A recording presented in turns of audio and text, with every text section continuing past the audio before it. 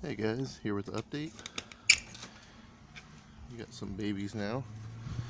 Here's that doe. She's still a little bit aggressive, but she's letting me touch her now. You can hear her grunting. She's still giving warning signs, but at least she lets me touch her. I've been working with her about every day now, so it's been getting a lot better. She had her litter a couple weeks ago. She was also rebred today. The first litter was to her friend over there, that buck. So these are all solid whites. There's a little guy moving in there. I don't know if you can see him. But we got a litter of 7. And she's been being a really good mom. Probably a redeeming quality about her because she has been really aggressive. But since I've been working with her, she's been calming down a lot. Just kind of peeking here. Oh, this is a big one. This is one of the big boys. You can kind of see him. They just started opening their eyes. I'm excited for this. I don't know if it's a boy or a girl. But that's definitely one of the big ones. But we got all kinds of guys in here. And because I've been working with the mom so much, she hasn't been taking too much issue with me touching her babies, which is good.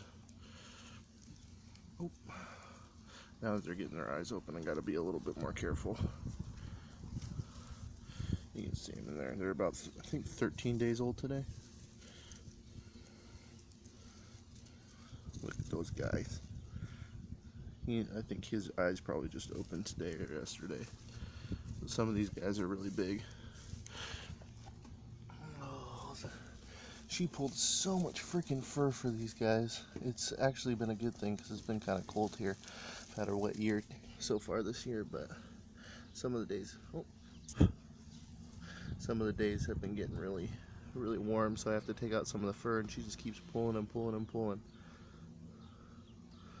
You can see, since these guys have been furred, I've been handling them almost every day, so they're getting a little bit more used to it. You can see all that fur. I mean, I've taken at least that much out already, but they should be getting up in and up out of the nest box here pretty soon.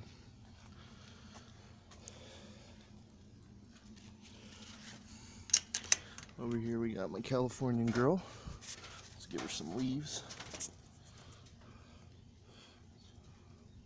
She's been doing really good.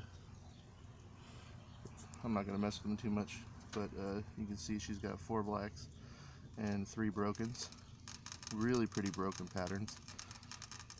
I'll kind of move this.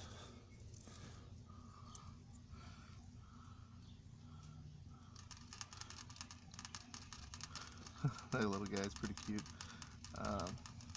But yeah, Californians under their albino coat are usually almost always black, solid black coat. So if you breed a colored rabbit to a Californian and they don't have the albino gene in them, you'll get, if they have a broken, they'll get the brokens, but they should be all black.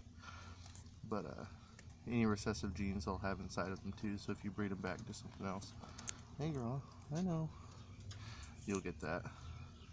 So those are the babies over here.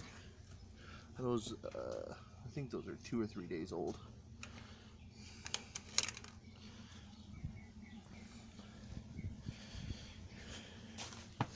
I moved my buck over here because I wanted to make the cages bigger for the mamas. He's doing really good. He's probably the best breeder I have right now. He's also the friendliest rabbit, but unfortunately he's a little small, so you know, I can't win them all. He's really antsy right now because I let him breed earlier. I bred back that albino doe, and he's going crazy. He wants to breed some more. He's the best breeder I got. Like he's crazy.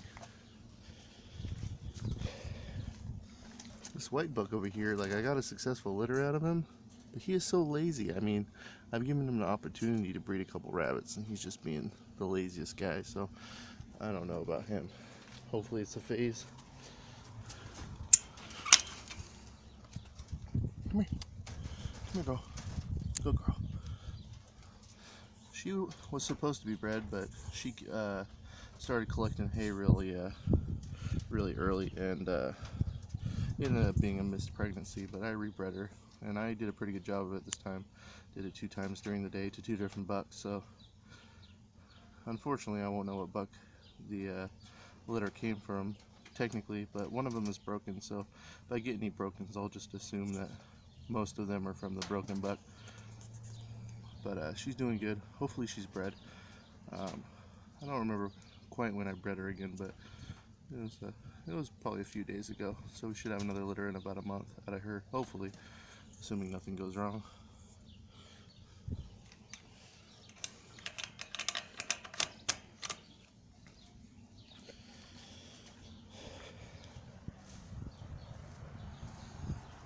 I also bred this Californian doe over here. Hopefully we get a litter out of her. She's the child of that other California doe I had, and in New Zealand a while back. Not the best personality, but good genes, so hopefully we get something good out of her.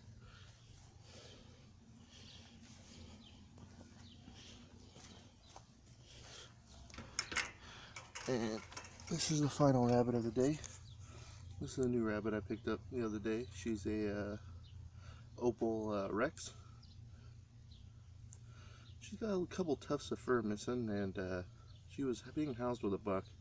Sometimes when they're in with a buck, they will the bucks will bite around their neck to pull fur as a sign of dominance. So she's in quarantine because she's a new rabbit, and you quarantine rabbits when you get them, obviously. I think she might be pregnant. I've seen a little bit of moving inside of her. It's hard to tell sometimes whether that's an actual rabbit or whether that's their digestive system, because they've been feeding a lot. But to me it looks like a little baby rabbit in there. So she should be kindling.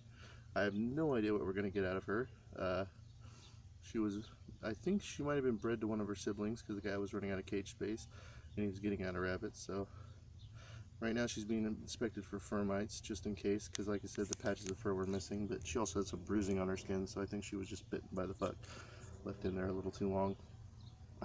But hopefully we might get a litter out of her. God knows what it'll be, but hopefully it's something neat. She does carry the dilution gene because she's an opal, and it could be anything. So I'll keep you guys updated, and hope to see you next time when the litters are a little bit more grown up. Catch you later.